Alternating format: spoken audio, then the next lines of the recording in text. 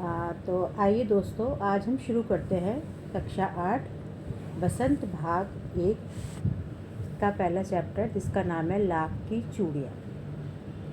ये एक चैप्टर है जिसमें कि लेखक जो है अपने बचपन के बारे में बताता है कि वो अपने नाना के घर गया, मामा के घर जाता है और किस तरह से वो सब देखता है। तो लेखक कहता है कि सारे गांव में बदलू मुझे सबसे अच्छा आदमी लगता था, क्योंकि वह मुझे सुंदर सुंदर लाख की गोलियां बना कर देता था। बदलू एक बंदा का नाम है जो गांव में रहता है। वो बेसिकली बनाता था तो लाख की चूड़ियाँ था, लेकिन जो लाख बच जाता है उससे वो लेखक को छोटी छोटी लाख की गोलियां बना के देता था, जो लेखक को बहुत पसंद आती थी।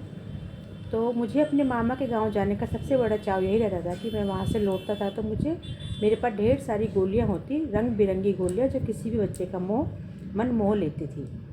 वैसे तो मेरे मामा के गांव का होने के कारण मुझे बदलू को बदलू मामा कहना चाहिए था, परंतु मैं उसे बदलू मामा न कहकर बदलू काका कहा करता था। अब लेखक बताता है रीज़न कि वह बदलू को बदलू मामा ना कह कर बदलू काका क्यों कहता था। देखिए, जैसे हम जिस गांव के होते हैं, मामा के गांव के हैं, तो वहाँ सभी को ऑलमोस्ट मामा ही कहते हैं। लेकिन लेखक ये बताता है कि मैं उसको मामा ना कह कर काका बुलाता था, क्योंकि वहाँ सभी लोग बदलू को बदलू काका के नाम से ही बोलते थे, तो इसलिए वो उसको काका कहता था। तो जैसा कि गांव के सभी बच्चे उससे कहा करते थे, बदलू का मकान कुछ ऊंचे पर बना था। मकान के सामने बड़ा सा सहन था, जिसमें एक पुराना नीम का वृक्ष लगा था। उसी के नीचे बैठकर बदलू अपना काम किया करता था। वो उसके बता रहे कि उसकी जगह कैसी थी, कहाँ बैठता था। घर के बाहर ही एक चबूतरा बना हुआ था, जहाँ पर कि वह उसका बैठ के काम करता था। ऊपर नीम का वृक्ष लगा हुआ था और सॉरी, उसी के नीचे बैठकर बट्टू अपना काम किया करता था। बगल में भट्टी दहकती रहती, जिसमें वह लाख पिघलाया करता था। लाख की चूड़ियाँ, जैसे कि आप चैप्टर से नाम से मालूम पड़ रहा है कि लाख लाख मतलब एक तरह का जैसे कांच होता है, कांच की चूड़ियाँ होती हैं, ऐसे लाख भी एक मटेरियल बोल सकते हैं उसको। तो उसको गरम भट्टी पर पिघला करके उसकी चूड़ियाँ बनाई जाती हैं। तो इसलिए इस चैप्टर का पहले के टाइम में जब कांच नहीं होता था तो लाख की चूड़ियाँ ही बना करती थी, तो इसलिए इस चैप्टर का नाम लाख की चूड़ियाँ है। इसके लिए बगल में भट्टी धकती थी, जिससे वह लाख पिघलाया करता था। सामने एक लकड़ी की चौखट पड़ी रहती थी, जिस पर लाख के मुलायम होने पर वह उसे सलाख के सामने पतला करके चूड़ी का आकार दे देता।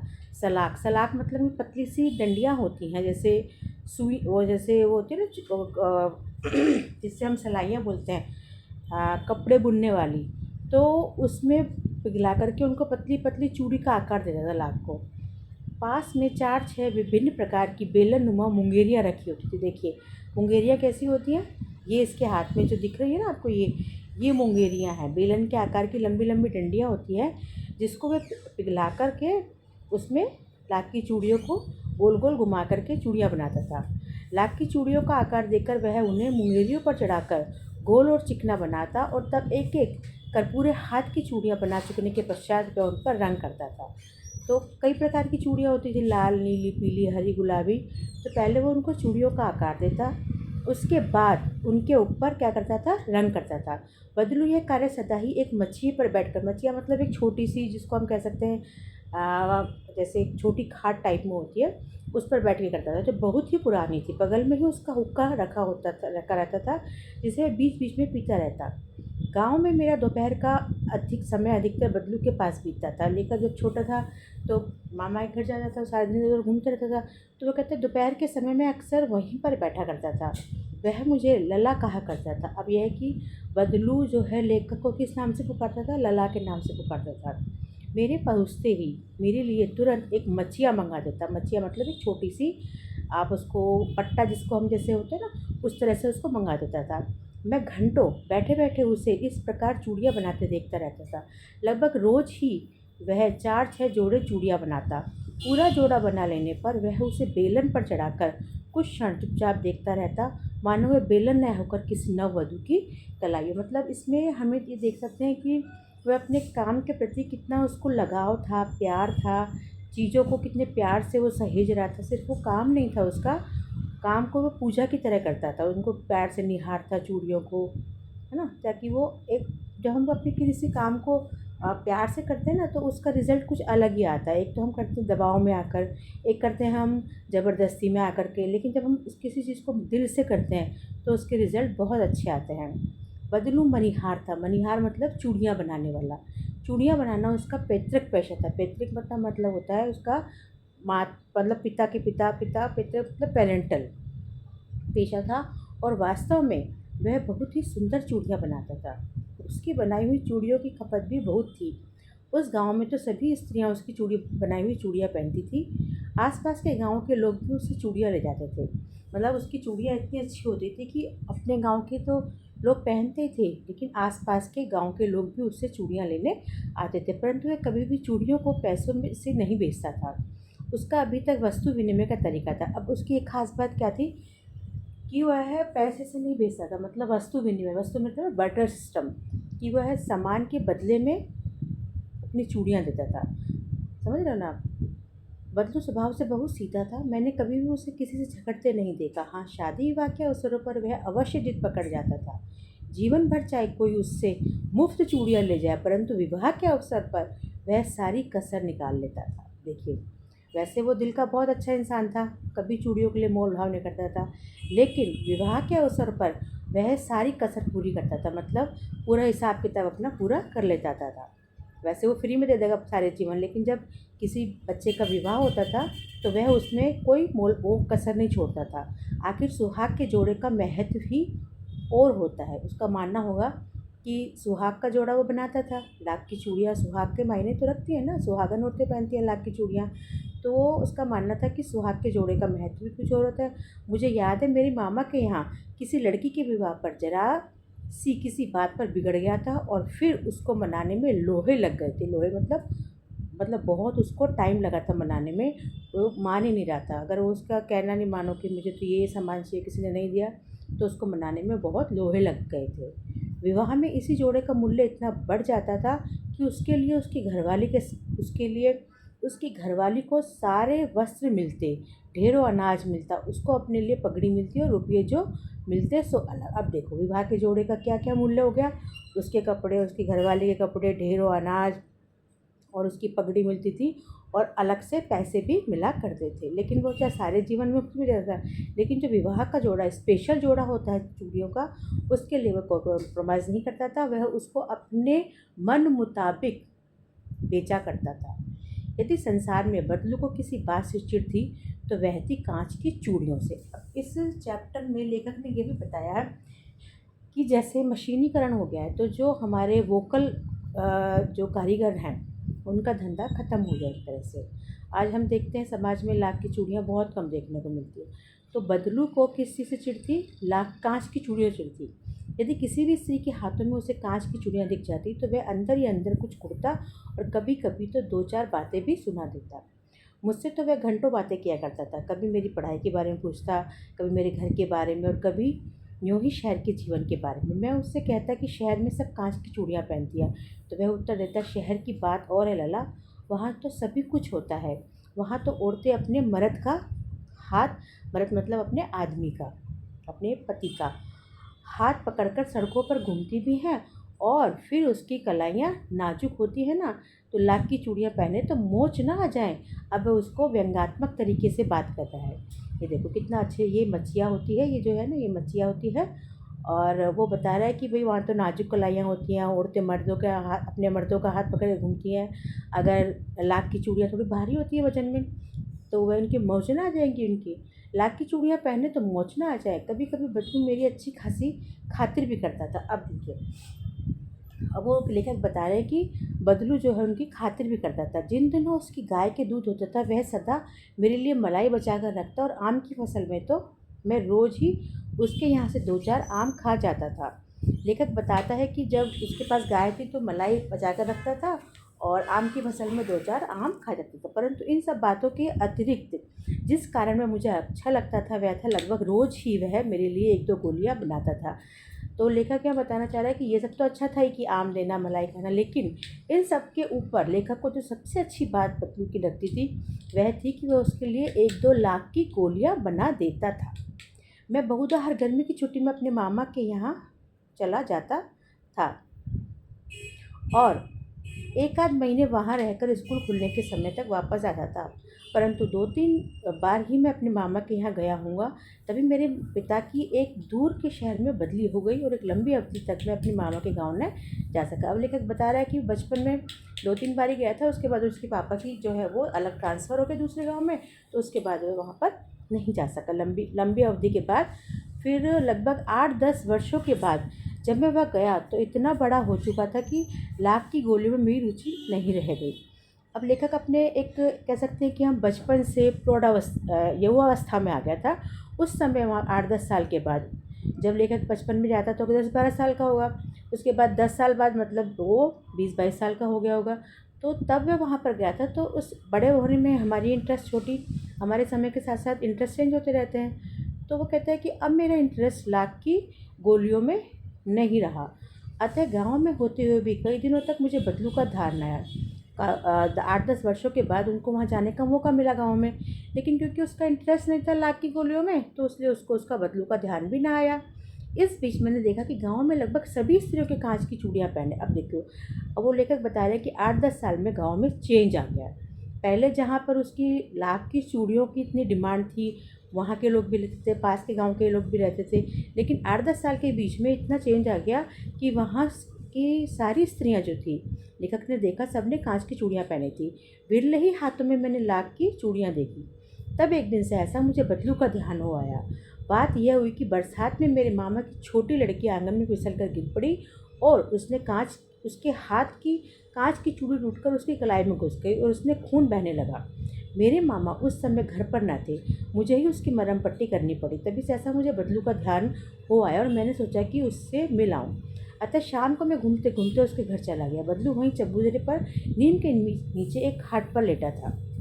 अब लेखक बता रहे हैं 8-10 साल बाद जब गाँव में आए तो उसका ध्यान नहीं था, और लेकिन फिर एकदम से देखा सबने कांच की चूड़ियाँ पहनी हुई हैं। फिर उसने देखा उसकी जो मामा की लड़की थी वो एकदम से गिर गई, उसकी चूड़ियाँ पहनी हुई थी कांच की, तो वो उसके हाथ में लग गई। फिर उसको एकदम से ध्यान आया, अरे बदलू भी तो था यहाँ पर, तो उसने सोचा चलो बदलू से हम मिलने चलते हैं। तो शाम को घूमते घूमते वह बदलू के चबूतरे के नीचे चला गया और उसने देखा कि वहाँ पर एक खाट के नीचे लेटा हुआ है। नमस्ते बदलू काका, मैंने कहा। तो लेखक ने उसको कहा कि नमस्ते। नमस्ते भैया। उसने मेरी नमस्ते का उत्तर दिया और उठकर खाट पर बैठ गया, परंतु उसने मुझे पहचाना नहीं और देर तक मेरी ओर निहारता रहा। 8-10 साल के बाद आते तो शक्ल भी चेंज हो जाती है, पर्सनैलिटी भी चेंज हो जाती है, तो वो देखता रहा लेकिन वो उसको बदलू पहचान नहीं पाया। मैं हूँ जनार्दन काका, आपके पास से गोलियाँ बनवा। अब लेखक का नाम क्या था? जनार्दन, है ना। इसमें लेखक ने अपना नाम बताया, मैं हूँ जनार्दन काका, आपके पास से गोलियाँ बनवा कर ले जाता था। मैंने अपना परिचय दिया, तो फिर भी चुप रहा, मानो वह अपनी स्मृति पटल पर अतीत के चित्र उतार रहा हो। और तब एकदम बोल पड़ा, आओ आओ लला, बैठो, बहुत दिनों बाद गाँव आए हो। हाँ, इधर आना नहीं हो सका काका, मैंने चारपाई पर बैठते हुए उत्तर दिया।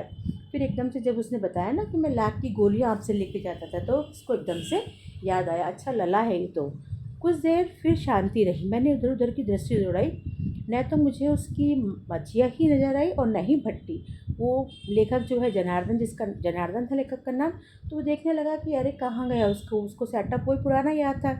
तो उसने देखा ना तो यहाँ पर कोई मछिया है, ना कोई भट्टी है, ना लाख की चूड़ियाँ बन रही है। आजकल काम नहीं करते काका? मैंने पूछा। नहीं लला, काम तो कई साल से बंद है। मेरी बनाई हुई चूड़ियाँ कोई पूछे तब, तो गांव-गांव में कांच का प्रचार हो गया है ना। वह कुछ देर चुप रहा। अब वो पूछने लगा लेखक ने कि चूड़ियाँ नहीं बनाते? बोले कहाँ, अब कोई पहनता ही नहीं है तो क्या करूँ बना करके। फिर बोला मशीन युग है ना लला, आजकल सब काम मशीन से होता है, खेत भी मशीन से जोते जाते हैं। फिर जो सुंदरता कांच की चूड़ियों में होती है, लाख में कहाँ संभव है। अब वह अपने मतलब बता रहा है, मजबूरी समझो या उसका काम नहीं चल रहा ये समझो, तो कह रहा है कि भाई वो जो सुंदरता है वो कांच की चूड़ियों में है, वो लाख में कहाँ होती है। मशीनी युग आ गया है, लेबर भी महंगी पड़ती है, चीज़ें भी महंगी हो गई है। तो मतलब उसने कांच की चूड़ियों की डिमांड ज़्यादा हो गई है, उसके वो लाख की चूड़ियाँ बनाना बंद कर दिया है। वो उसका रीज़न दे रहा है। लेकिन कांच बहुत खतरनाक होता है, बड़ी जल्दी टूट जाता है। मैंने कहा, नाजुक तो फिर होता ही है लला। कहते कहते उसे खांसी आ गई और वह देर तक खांसता रहा। मुझे लगा उसे दमा है। अवस्था के साथ साथ उसका शरीर ढल चुका था। उसके हाथों पर और माथे पर नसें उभर आई थी। अब उसके मतलब शरीर का चित्रण बताया जा रहा है कि उसकी क्या स्थिति हो गई थी। खांसी आने लगी, शरीर ढल चुका था, हाथों पर और माथे पर नसें उभर आई थी, जो वीकनेस की वजह से आ जाती है या उम्र की वजह से आ जाती है। जाने कैसे उसने मेरे शंका भाप ली और बोला, दमा नहीं है मुझे, फसली खांसी है। तो उसको लगा कि ये समझ रहा है मेरे को कोई प्रॉब्लम है, अस्थमा की प्रॉब्लम है। तो उसने कहा, नहीं नहीं भाई, मुझे अस्थमा नहीं है, बस सीजनेबल कफ एंड कोल्ड है, वो ठीक हो जाएगा, यही महीने 2 महीने से आ रही है, 10-15 दिन में ठीक हो जाएगा। मैं चुप रहा। मुझे लगा उसने अंदर कोई बहुत बड़ी व्यथा छिपी है। मैं देर तक सोचता रहा कि इस मशीन युग में कितने हाथ काट दिए हैं। कुछ देर फिर शांति रही, जो मुझे अच्छी नहीं लगी। और वो लेखक को अजीब सा लग रहा था देख करके कि कैसा समय आ गया है। मशीनों के कारण जो हुनरमंद कारीगर हैं वो अपनी कला को भूलते जा रहे हैं, लोग, उनकी डिमांड ख़त्म हो गई है। तो कितने लोगों के हाथ काट दिए मतलब उनको बेरोज़गार कर दिया है। कुछ देर फिर शांति रही, जो मुझे अच्छी नहीं लगी। आम की फसल अब कैसी है काका? कुछ देर पश्चात मैंने इस विषय को बदलते हुए पूछा। अच्छी है लला, बहुत अच्छी है, उसे लहक कर उत्तर दिया और अंदर अपनी बेटी को आवाज़ दी, अरे रज्जो, लला के लिए आम तो ले आ। फिर मेरी और मुखातिब मुखातिब मतलब मेरी ओर देखते हुए होकर बोला, माफ़ करना लला, मुझे आम खिलाए तो तुम्हें आम खिलाना भूल गया। नहीं काका, आम तो इस साल बहुत खाए हैं। वाह वाह, बिना आम खिलाए कैसे जाने दूंगा। मतलब इसमें दिखा रहा है लेखक कि बदलू उसे कितना मान दे रहा था, उसको पुरानी यादों के साथ उसको फिर से प्यार कर रहा था, उसको सम्मान देना चाह रहा था। आम खिलाया, पुरानी बातें एक दूसरे के साथ हो रही हैं। मैं चुप हो गया। मुझे भी दिन याद आ गए जब मेरे लिए मलाई बचा कर रखता था। गाय तो अच्छी है ना काका? अब उसने पहले आम के बारे में पूछा, अब पूछ रहा है कि आपकी वो पुरानी वाली गाय कैसी है। मैंने पूछा, गाय कहाँ है लला? 2 साल हुए बेच दी, कहाँ से खिलाता। इतने में रज्जो, उनकी बेटी, जो अंदर से एक डलिया में ढेर के आम ले आई थी। यह तो बहुत है काका, इतने कहाँ कहाँ पाऊँगा मैं। फिर उसकी बेटी, जो उसने आवाज़ लगाया था, लल्ला के लिए आम लेके आओ, टोकरा भर के काफ़ी सारे आम ले आई थी। तो उसने कहा, अब लल्ला ये लो आम खाओ। तो उसने कहा, नहीं नहीं, मैं इतने आम नहीं खा पाऊँगा। वाह वाह, वह हंस पड़ा। शहरी ठहरे ना, मैं तुम्हारी उम्र का था तो इससे चौगुने आम एक बखत में खा जाता था। अब देखिए, बखत, बखत मतलब समय, वक्त, वक्त का विक्षिप्त रूप इसमें लिखा हुआ है, बखत। कई कई वर्ड ऐसे होते हैं जो हमारी भाषा के साथ साथ परिवर्तित होते रहते हैं।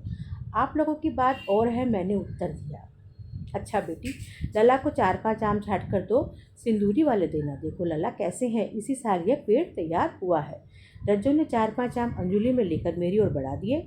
आम लेने के लिए मैंने हाथ बढ़ाया तो मेरी निगाह एक क्षण के लिए उसके हाथ पर ठिठक गई। गोरी गोरी कलाइयों पर लाख की चूड़ियाँ बहुत ही फब रही थी। अब अंत में आते आते लेखक फिर बताता है कि आम ले लिए, बैठ गया, बातचीत हो गई। अब उसने देखा कि उसकी जो लड़की थी रज्जो, उसके हाथ में गोरी गोरी कलाइयों पर लाख की चूड़ियाँ बहुत सुंदर लग रही थी, है ना। बदलू ने मेरी दृष्टि देख ली और बोल पड़ा, यही आखिरी जोड़ा बनाया था जमींदार साहब की बेटी के विवाह पर। 10 आने पैसे मुझको दे रहे थे, मैंने जोड़ा नहीं दिया, कहा फिर शहर से लिया। अब यहाँ पर हमें दिखाई देता है बदलू कितना उसके अंदर आत्मसम्मान बचा था। हालांकि उसके पास उसकी माली हालत ठीक नहीं थी, उसने अपनी गाय बेच दी थी, लेकिन फिर भी उसने अपने आत्मसम्मान के साथ कोई समझौता नहीं किया। ज़मींदार से को जो उसने जोड़ा बनाया था उसकी बेटी के लिए, वो उसने इसलिए देने से मना कर दिया क्योंकि वो उसकी शर्तों के मुताबिक पैसे नहीं दे रहा था, है ना। तो शादी का जोड़ा हमने पहले पढ़ा ही था कि वो अपने हिसाब से देता था। मैंने जोड़ा नहीं दिया, शहर से ले आओ। उसने मना कर दिया कि मैं ये जोड़ा नहीं दूंगा, अब आप शहर से ले आओ। और उसने अब वो जोड़ा अपनी बेटी को पहना दिया था। मैंने आम ले लिया और खाकर थोड़ी देर पश्चात चला गया। मुझे प्रसन्नता हुई कि बदलू ने हार कर भी हार नहीं मानी थी। उसका व्यक्तित्व कांच की चूड़ियों जैसा ना था जो आसानी से टूट जाए। तो देखा आपने कि उसने अंत तक, हालांकि उसकी स्थिति खराब हो गई थी, बीमार भी हो रहा था, लेकिन फिर भी उसने अपने आत्मसम्मान के साथ हार नहीं मानी और हार कर भी नहीं हारा कांच की चूड़ियों की तरह, क्योंकि वो कच्चा नहीं था, वो जो आसानी से टूट जाए, वो लाख की चूड़ियों की तरह मजबूत था। तो ये था हमारा चैप्टर जिसका नाम था लाख की चूड़ियाँ। तो दोस्तों, अगर आपको मेरा चैप्टर पसंद आया हो, मेरा पढ़ाने का तरीका अच्छा लगा हो, तो आप मुझे कमेंट्स बॉक्स में इसके संबंधित में कुछ भी क्वेश्चन आंसर पूछना चाहे पूछ सकते हैं और मुझे कमेंट में बताइए आप मुझसे नेक्स्ट चैप्टर कौन सा पढ़ना चाहते हैं। Thank you.